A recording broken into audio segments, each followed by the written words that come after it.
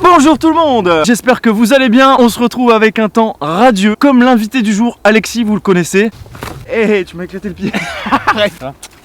Ça va et toi? Impeccable, la forme, la patate. C'est marrant parce qu'on s'est pas encore vu aujourd'hui, on n'est pas venu en voiture ensemble. On vient de se croiser. Non, en vrai, on est venu en voiture ensemble et la route était longue pour venir jusqu'ici. Sacrément longue, ouais.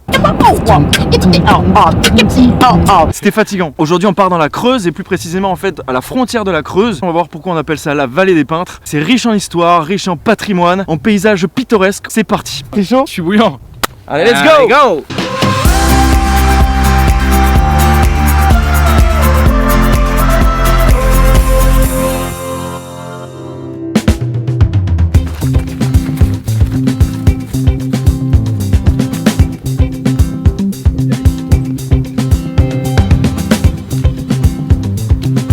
On prend rapidement de la hauteur, ça grimpe bien. Moi j'aime bien ça quand ça monte. Ça va, le cardio? Comme un chevreuil. Parfait, et bon on est parti.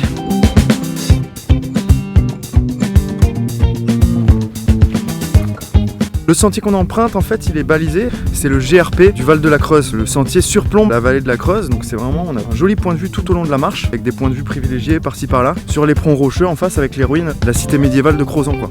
C'est joli. Magnifique.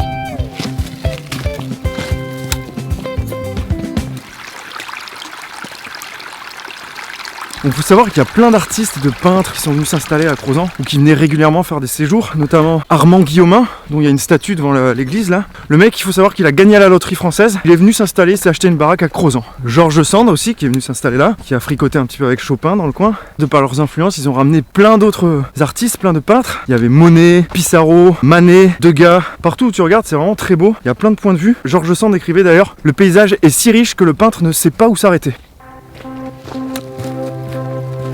Là on va arriver sur l'un des plus beaux points de vue de la randonnée, c'est le rocher de la Fileuse. Prépare-toi mec, ça va être très très beau là. J'avoue que c'est incroyable. Et là-bas là, t'as une vue de ouf.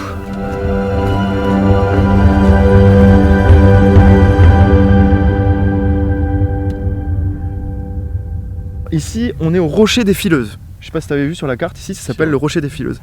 Est-ce que tu sais pourquoi ça s'appelle le rocher des Fileuses? Non, je sais pas du tout. Donne-nous une petite théorie, tu sais. Laisse-toi inspirer par le lieu. Fileuse, fil. Ouais, il y a quelque chose, Donc, des dames qui venaient ici faire de la bobine de fil. T'es sur de l'impro là? Je suis sur de l'impro total. T'es pas loin de la vérité. Et ben écoute, figure-toi qu'ici dans le temps, les 1er mai, toutes les jeunes femmes du village qui venaient faire une sorte de concours de la meilleure fileuse pour savoir qui était la plus habile. Et en fait, elles se positionnaient sur le rocher, elles filaient leur fil, leur bobine quoi. C'était la première qui arrivait à toucher la Creuse 80 mètres plus bas avec son fil. Qui gagnait, qui remportait le concours quoi. D'où ce nom, le rocher des fileuses quoi. Donc tu vois, t'étais pas mal. Ah, j'étais énorme. T'étais pas mal. On peut se balader un petit peu partout, il y a plein de petits promontoires en faisant 20 mètres à droite, 20 mètres à gauche, ça change un petit peu les perspectives. Tu peux imaginer que là, ils devaient cela régaler les peintres. Ok, mais pourquoi ils venaient ici à Crozant? Pourquoi c'est devenu la vallée des peintres? C'est ce qu'on va voir dans l'info à picorer. Alors si c'est devenu la vallée des peintres, c'est principalement pour deux raisons, et la première est technique, puisque c'est l'invention du tube de peinture qui a permis aux artistes d'aller travailler en dehors de l'atelier sans que la peinture ne sèche. Ils se sont mis alors à explorer de nouveaux lieux, ce qui nous amène à la deuxième raison qui est purement logistique, puisque c'est le train qui partait depuis Paris et qui les a amenés à la gare de Saint-Sébastien juste à côté de Crozant. C'est pour ces deux raisons que très rapidement, Crozant est devenu the place to be, la vallée des peintres.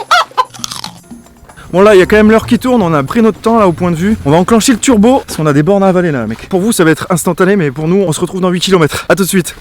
Nous voilà rendus à Fresseline, à la confluence de la Petite Creuse et de la Grande Creuse. Faut savoir que Fresseline c'est un endroit où les peintres aimaient bien se rendre aussi parce que le cadre est assez pittoresque. C'est pas aussi spectaculaire qu'aux ruines de Crozant là-bas, mais ça reste pittoresque. D'ailleurs pittoresque, est-ce que tu sais ce que ça veut dire Alexis? C'est qui mérite d'être peint, il me semble. Exactement, tu m'impressionnes. C'est sous pression.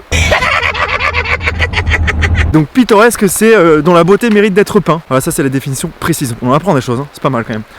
C'est ici que se termine notre randonnée sur les bords de la Creuse, pas loin de Fresseline. On vous laisse en chanson devant les ruines médiévales de Crozant. On vous dit à la semaine prochaine pour une petite régalade. Des bisous, ciao. Allez, ciao.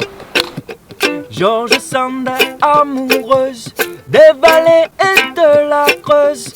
Tous les peintres impressionnistes, les musiciens, les artistes venaient ici pour peindre ce château.